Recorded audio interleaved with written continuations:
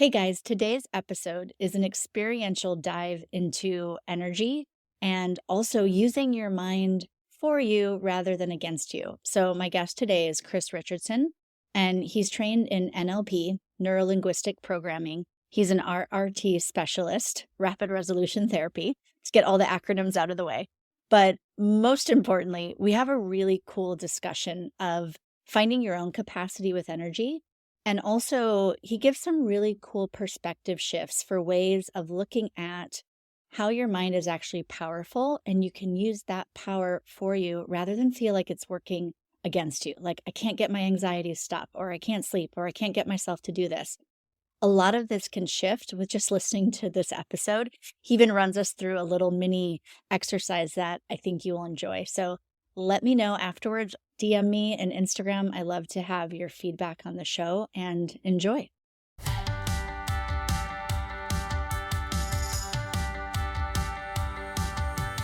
Welcome to the Shift Your Vibe to Thrive podcast. My name is Emily Evans Russell, and I'm a single mom, multiple six-figure business owner, and master mindset and energy coach. I created this podcast with two main targets. One, to give you practical tools so that no matter where you are in your life right now, you not only know that things can shift, but you know how to make them greater. And two, to change your frequency so that you become an energetic match for everything you desire. I'm talking your relationships, your finances, your success, all of it. Think of this podcast as your weekly energetic upgrade with a mix of subconscious mind hacks, ways to quantum leap, and consciousness shifts. A place where you learn to sculpt your reality and actually finally truly have the magical life you deserve and one that works for uniquely you. Are you ready to uplevel your reality? I think I hear yes, so sit back, relax, and enjoy the ride. Thank you so much for being here. And now let's go to the show. Welcome, Chris Richardson, to the Shift Your Vibe to Thrive podcast. How are you? Oh, doing fantastic. How are you? I'm good. So I met you a few months ago in Florida at a training for rapid resolution therapy. And that is a modality that you're a specialist in. You're an RRT specialist. And when I met you, I was really also impressed with just your level of awareness of energy and your also ability in that modality. And I think a lot others. So can you talk to us about like your trainings? What do you do? Titles or those sorts of things, basically?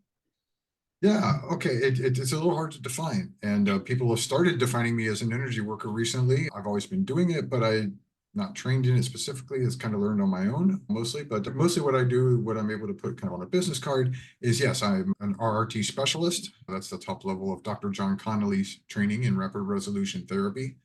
And I'm also hold almost all the certifications from Dr. Richard Bandler, the co-founder of Neurolinguistic Programming, or NLP. I'm a licensed master practitioner and a licensed trainer in his organization. Can you actually tell me a little bit about how you started being interested in any of these different modalities and things with energetics? If you said you don't have a beforehand formal training, like what's your story? Well, really, I started when I was about 16 years old getting interested in this stuff. So I was going to do a paper in high school and I picked the subject of hypnosis. And I somehow came across the idea of like, oh, hypnosis. Okay. So I started writing a paper, reading books and wrote a paper on that. And I was telling my friends about it, hanging around. And they're like, oh, well, then do it. I want to do it. Hypnotize me. And I'm like, okay. And to my astonishment, it actually worked. So, sit down, relax, sleep, deeper, deeper, or whatever. And, like had a friend quit cigarettes briefly.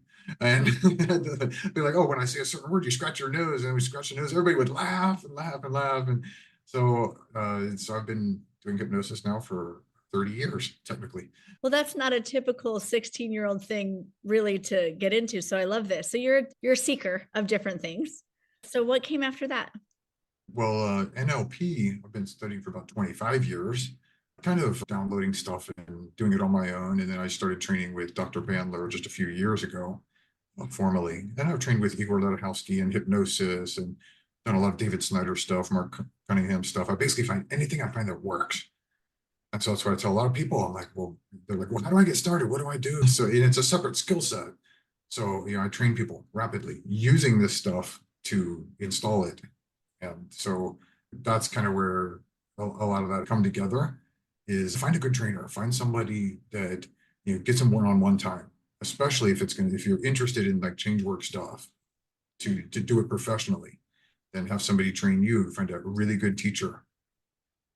Well, I love Immerse that yourself. question, that you just mentioned of like people asking you, where do I start? Because one of the things with this podcast, I really want to introduce people to all these different tools that are out there because different Yeah. things work for different people at different times. You've taught a lot of these things and concepts. What have you found about teaching energetics to other people? Some people, I was a person that I literally thought I did not get energy and everybody else did. And then, wow, when I started studying, I was like, oh my gosh, I think I thought I didn't get it so I could avoid how aware I was of it. What have you found when teaching people energetics? Like what's easy, what's been difficult? If I was going to point someone towards energetics, well, I'll tell a quick story. At one of the Bandler trainings a couple of years ago, he gave an award, a special award he's never given to anyone else before or since. And he called this German gentleman like a cosmic galactic master of something or whatever. And it was kind of funny, but it was really serious too. It was an energy worker that I think has done a lot of work on Dr. Bandler. And so I went up and talked to the guy afterwards. I'm like, hey, how can I learn you? Where do you teach? Where's your website? He's like, yeah, I don't do social media. I'm like, how do I train with you? He's like, well, you come to Germany. I mean, basically, all he does is does stuff in person. So I got lucky, and he was hanging out with us that night after the trainings. We're having a drink and chilling out with friends and practicing hypnosis and stuff. And so I got to talk to him a little bit. I'm like, how did you learn this energy stuff? Who's your master? What lineage? What style? What form? And he's like, oh, well, I was 19 years old, and I just started trying stuff. And he's like, he just started experimenting with it and found out what works. So it's his own thing. It's his own style. He's not out there making money really doing it. I found that the human condition, the nature of physical reality is so fascinating to me that almost all of this, 30 some years of study and training is just because I'm curious. I want to know. And it got to the point where people are like, you got to be doing this professionally. For me, that was one thing that really sparked me was meeting with him. So I started trying to tune into them. I'm like, well, if he could learn it by himself, then what could I do? I'm kind of like a lifelong student of things. And so I started paying attention and meeting with some people that do it. And so the way I look at energy, and I studied law of attraction for years, that was kind of like my introduction to energy. I kind of want to put this in two categories because a lot of people, they want the lineage. If someone brings it to me and they start talking about their chakras and stuff like that, I'm going to start talking about the chakras. Doesn't necessarily mean that I personally believe in it or do it for myself, but it's very useful in getting things done for people. On the other side, a lot of people, scientific mind, rational, logical, conscious thinking people, scientists, people think like a scientist, very analytical, type A, whatever. They're like, show me the science. I'm like, oh, that's kind of more my style. Like, I don't do anything that I can't back up with neuroscience, science. So with energy, where would I tell you to go to start? I don't even know. You know what? Probably law of attraction. I'd go listen to some law of attraction stuff because it doesn't require you to believe in anything. There's nothing you got to buy. There's no official product you need to start it. It's Yeah. just, you know what? Go out there, learn the basic techniques, and then go practice it and manifest some cool stuff. Yeah. Well, you were Go from saying there. there were two things you were talking about. So there's one with all the lineage and how people want to study. And then you were going somewhere with the second way, or was it just Yeah, like, that's a little bit more like the scientific way. okay, So got it. it's like I need to have these things and I pray to them, or I whatever, these symbols and all this stuff. Symbols are super powerful. Great, I'm not against it. I'll utilize anything. I'll use whatever you got, whatever you bring. I take that, even the negative. I'm like, where is that? What is that process, that system? How is it functioning, and how can I use it? It might be the worst thing going on in your life if your mind is causing you to do something really terrible to you, paralytic fear or anger or anxiety. I'm like, you've got a powerful mind. That's something we can use. So That yeah, alone, that perspective shift, rather than feeling like you're messed up, if you've right. been having something like massive fear or anxiety and having someone tell you, no, that's actually like you have a very powerful mind, then we can actually use Yeah. that to get that is a huge perspective shift. And you see people, you see it in their face when you tell them that. They're like, wow, maybe that's true. And it is. I don't make a practice of lying to people. People ask about, hypnosis. I'm like, oh, but isn't that manipulating people? I'm like, oh, yeah. Manipulate just means to exert the primary directing force. You're putting things to work. Like, okay, oh, but can it be used for evil? Sure, but why would I? If I can get anything I want from anybody and give them what they want, things they didn't even know they could want, make their lives better in every way, why would I go around hurting people? It just doesn't make any sense. The power of the mind is so powerful. So powerful. Yeah. No matter what, if your mind is powerfully messing up your life, that same energy can be turned around and flipped. And it can happen fast, like you've seen with rapid resolution therapy. Well, when you were talking earlier, I'm glad you came back there. It's just everybody actually, we come in speaking the language of energy. We don't have words at first. It's something we all work with from the time we're born. And I love that you said that there are these different modalities. And then the more you're exposed to them, like I found RRT, I've been doing a modality called access consciousness and facilitating that for 10 years. And it also is so fast, which is what drew me to RRT. I was like, wow, this creates as fast changes. This is really cool. And just exploring this world where we get to like kind of find out, well, what are our energetic capacities? Everybody has them. And they're also like different flavors, different colors of the rainbow. Like everyone's is quite unique. I would love, with your background of everything that you have experience with, you talked about fear. Let's look at anxiety, which is so common in our culture. And how do you address like that's going on for people? Give us some of your tools or perspective shifts to change that. Because it's talked about all the time. And there's, of course, medication. And what else is possible? I haven't had anybody yet that I've met with that we weren't able to clear their anxiety. I just have to say that straight out, is that what I use is primarily probably a RRT. And it's the perspective. It is another way, like we were talking about, where you change the way you look at things. The things you look at change, and it's that shift. And we look at anxiety through the RRT perspective as it's a little bit different than fear. Fear is like, I'm afraid of snakes. Anxiety is like, oh, I saw a picture of a snake and now my heartbeat's racing fast and my breathing's really fast and I'm afraid I'm going to die because my breathing's fast and my heart's going to explode. And so it's fear of the fear. So that's what I think of when I think of anxiety. Yes, super common. I think it's gotten a lot more common since all this COVID craziness. We're locked up, locked in, and all these things. But we change the perspective. And then part of what I do with clients that is test. Always testing. So we do something, we test the change. If it's not just right, go back in, do it again. There's a kind of a re-education. It's like, look at it this way. You don't understand why this has been happening. You got no idea why this has been happening. Almost nobody does. But I'm going to give you a framework, a lens through which we can look together at this. We look at it together and we're like, now it makes a kind of sense. And then it's like, well, if it makes a kind of sense, then, well, how do we adjust it? I had a client come to me and he was having lifelong anxiety and he was having things resulting from that, brain fog and all this memory, all these things were problematic. And in our first session, I'm like, well, this is the big target. I think if we can take care of that anxiety, then all those other things, they're just not going to happen anymore because that energy will be freed up. So we go through, and by the end, he's just like, wow, like he cannot make the anxiety happen anymore. So easy in the beginning, a couple hours later, we ran long. He's like, yeah. So I get a voicemail from him a couple of days later. I transcribed it and put it on my website because I was just so happy for him. He's like, my brain fog is gone. My energy's back. I'm working. I'm sitting at the dinner table crying in front of my wife because it just feels so good to be clear-headed.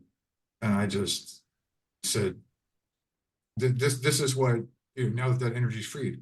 And that's something we do too, is once you've had some experience with this, you find that if you don't do something with that energy, then it can kind of go anywhere. It's not always good. So I also kind of direct that energy that's freed up, and using hypnosis, ROT, NLP, things, let's take that and put it where they actually want it. Yeah. Let's make it so that their sex is better, so that their work is better, their motivation, their ideas, their business, money stuff, law of attraction, all that. We can build all that stuff in.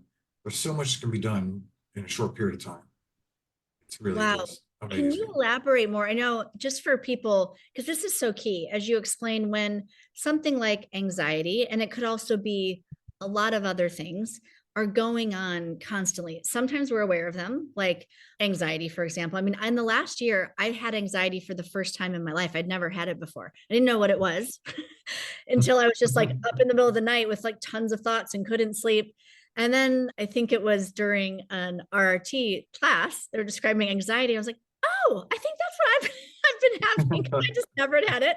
But like you're talking, when it's like that thing that's draining energy, just like if you have an open window on your computer and you close the tab, then there's so much more available for other things. What other things like anxiety, what else have you seen, or can you describe that process a little more? Because that's so key. We often are still looking at, well, I want to solve the problem, which is great. You resolve the problem and all these other great things can happen. It's not just like fix the problem, it's fix the problem. And now you have energy that you can direct to other places. Yeah, and that's what another thing that I enjoy so much. Maybe some of my favorite sessions are what I call superpowers. It's like, I don't have anything wrong with me. I want more. I want to be better at this. I'm an athlete or a businesswoman. I want to be really good at stuff. So we take something like anxiety, and then they're like, wow, I'm like, the whole world looks different. When you've got this stuff cleared, you just like, oh, what do I do now? What do I do now? You get this energy, you get this energy. And so, yeah, usually I kind of start with putting it in like default. For default for me is feeling good all the time. Just feeling good for no damn reason. You're just walking along and you just notice good feelings and be okay with that. I think of what I do a lot of times. I call it installs, because I look at it like, you got a phone, you get a brand new phone, you never had one before, you don't have any apps. It's like, oh, well, what do I want to put on it? Can you give us a little taste of, you mentioned the superpowers and like working with athletes and things. I know you are a one wheel sponsored athlete. Yes. Am I Yeah. say that correct? Okay. Can you talk about superpowers? You don't have to go down the athletic route. I just think that's a very cool fun fact, but can you talk like, just give us a little taste of that? Yeah. Well, a lot of people would see somebody like me with like baseball players where they call it the yips. Oh, I'm having a bad year, or I can't hit the ball, or I can't, people are hitting my pitches, things like that. We find ways to see how the brain has been functioning, how is it running strategies, and see how you can improve it. And we install new strategies. For me, I do it for myself in my one wheel writing stuff. Some people say I have a trigger these days. It's kind of like the buzzword about that triggers me. Yeah, you got an install. You got a bad install. It's not good for you. We uninstall it. The mind learns so fast. The mind learns in an instant. 6-year-old girl playing in the yard steps on a snake. 30 years later, she can't look at a picture of a snake without freaking out. It learned that in an instant. But we can clear it, and not quite in an instant. It takes about 5 minutes. Wow. That's And who NLP. doesn't want to ask to be untriggerable? Like really, with how many things we get triggered by, and the way you speak of it, it is really that simple of going, you just got a bad install. Like we can remove that, just like you could remove anything. That just brought it into your threshold of perception. It's not like that's who I am. I'm terrified of spiders. I have a spider phobia. Like, oh yeah, your brain's just running a bad strategy. Well, you want to get that adjusted? You want to shift that? It's the brain learns fast. So that's why a lot of people are really surprised. Rapid resolution therapy, rapid's in the name. Yeah. Not that everything can be cleared in one session. Yeah. And so like you said, do you want to be untriggerable? I don't. I want to have lots of triggers. I call them anchors or whatever. Can you give an example of how you use an anchor, like the triggers you do want, or the anchors you would like that are useful? Yeah. So when I do my one wheel stuff, if you've ever seen people skateboarding, usually they'll drill something over and over thousands of times to try to land something really, really difficult, just because it's difficult, just because it's fun to be able to land it. If I fail, but it's a little bit better than the last time, I have a specific anchor and I like twist my wrist and I make like a click click sound and it feels like a torque wrench. Like, oh, it's tightened up a little more. And then when I do land it, I've got like 3 or 4 that I fire off. I like snap my fingers. I kind of clap to myself. I do a little, like, if I just landed it the first time, I'll like twist my finger. If it's like the third time, I'll twist 3 fingers. Like I got all these things that just reinforce it physically. So we take into our information about the universe, about our physical reality. We got 5 senses. That's all we got. But that lights up our brain. Some people are more visual. Some are more auditory. Some are more kinesthetic, like feelings in the body. Those are the primary ones: visual, audio, and kinesthetic. Some people just are more sensitive to one than the other. I could go into that. I could write a book about that. But so what I'm doing, I hear it because I hear the noise. I feel it in my hands and my fingers, and I see it and I see what happens. So it's lighting up all sorts of parts of the brain. And so if I had somebody on my Zoom call or in my chair and we were trying to get them better at their athletics, we'd be studying videos. Take, for example, a baseball player, and like, where's a spot that this guy has never hit before? And picture it in your mind. We make a picture, put a border around it. Now make the picture larger. Notice how different that feels. Turn up the color. We manipulate it. Now you're giving them control over their neurology, control over their experience. It installs a different way of thinking. And there's a lot more details to it, but it's fast. It really doesn't take long, a few minutes. And then those pictures are what's going to come up in their mind when they're sitting there trying to throw a ball.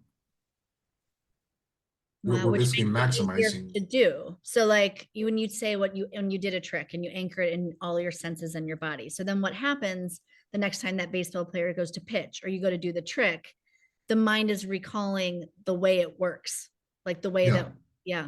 it's so instead of just having done it and the sensations that come with that, then it gets a little bigger with all the other things that are attached to it. And so sometimes if I'm really close or if it's a competition or something, instead of waiting till I landed the trick, I'll fire it off ahead of time. That puts me in the success mode. So there's another NLP technique or concept called time distortion. We're always playing with time. Slow down the outside world, great for athletes. Slow down yourself. And your mind understands that, it gets it. Sometimes it seems like time's moving super slow, standing in line at the DMV. Other times you're hanging out with friends and you look, oh my God, was it 4 hours? I need to eat something. We utilize that. Well, Wow. how do you do that then? Well, if you're about to go onto the field and go perform your sport, we fire off that trigger, that anchor, so that now everybody else is moving slow and you're moving fast. Athletes do this.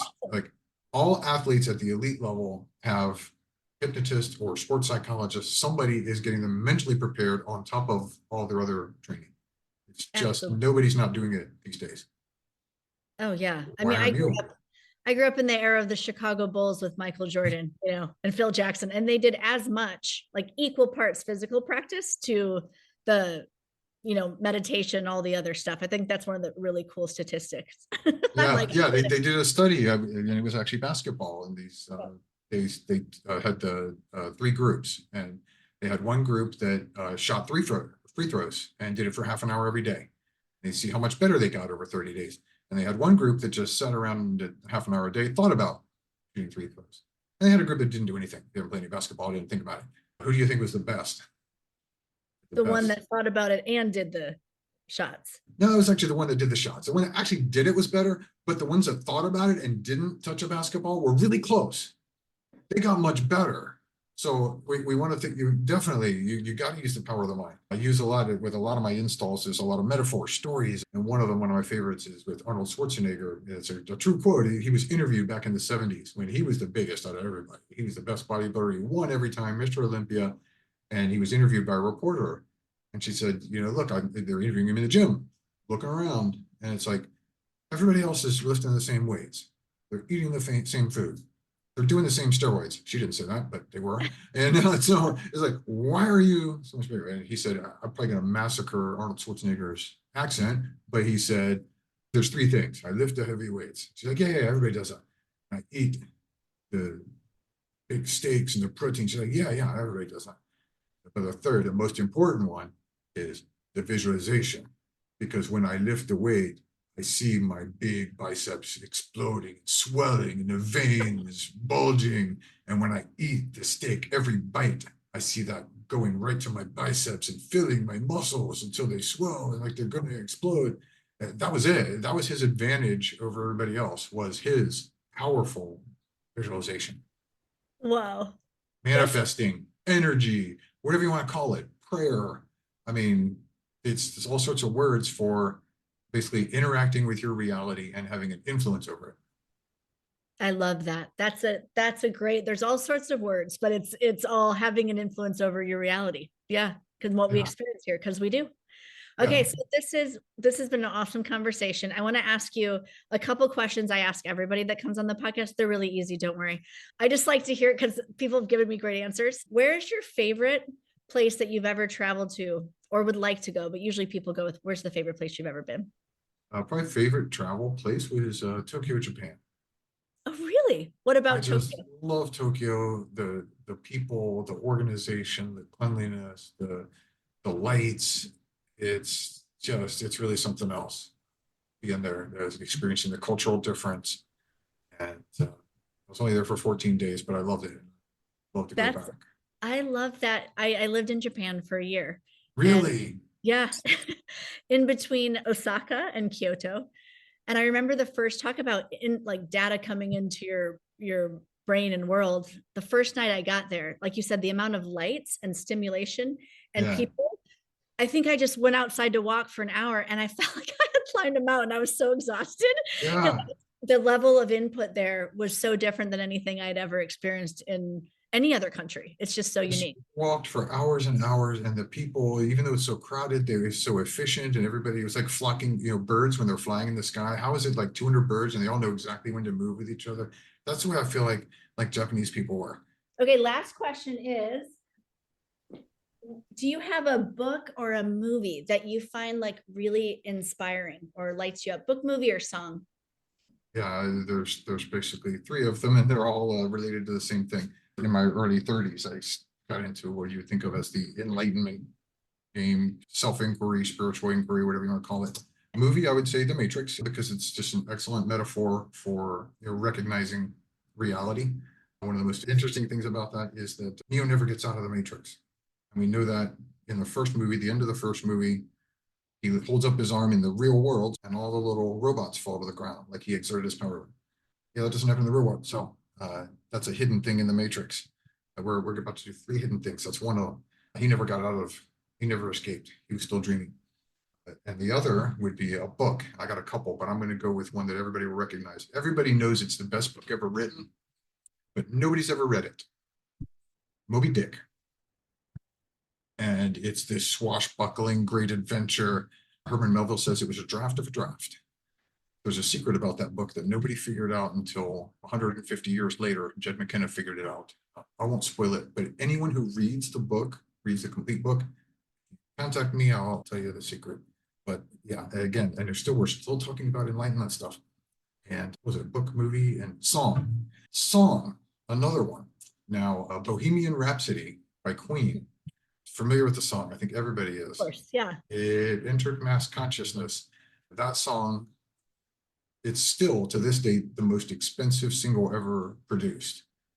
He took Freddie Mercury, it took 750 versions for him to get it just the way he had to have it. And his entire lifetime, he would never tell anybody what it means. Mystery. Reason for that. And to this date, he's died a long time ago. Even the surviving bandmates will never say what it means. I know what it means. That I discovered, if you think of it in terms of the path to enlightenment, but you'll figure it out. I think that's the most important song ever written. The Matrix movie may be the most important movie ever written. And Moby Dick, the book, may be the most important book that nobody's ever read, that's ever written, because I consider awakening, enlightenment, whatever it is, to be the highest state of man. But we got off topic there. That's just. I love this. No, you left us with like three giant mysteries. This is wonderful. Right? This whole Totally. reality is full of little secret tips, tricks that there seem to be designed to not find them. But to the people who do find them, the rewards are indescribable. Boom. I love it. That's a great place to end. Thank you, Chris, so much for chatting with me today and really for opening up like our awareness of all these different ways to look at things, perspectives, like shifts that can happen really quickly. So when you shift something, more possibilities show up. When you close tabs, you have more energy. Like everything we've talked about is really key to what's the reality like that you want to create. You can influence it. Absolutely. And like you're saying with our mysteries at the end, the more conscious we become, the more influence we have, the more play you have, the more it's a completely different ballgame. More things you can perceive, Yeah. and the more options you have. And if the more options, Bandler says, because he's a computer guy, he says the system with the most variables, with the most options, will control all other systems. That's what we want to do. We want to have different possibilities, because when we change the way we look at things, the things we look at change. When we change what we're capable of perceiving, we change what we're capable of doing. Totally. That's what it's about. Let's change what we're capable of perceiving. Let's do it. Yeah. Thank you so much. Thank you, Emily. It was great seeing you again.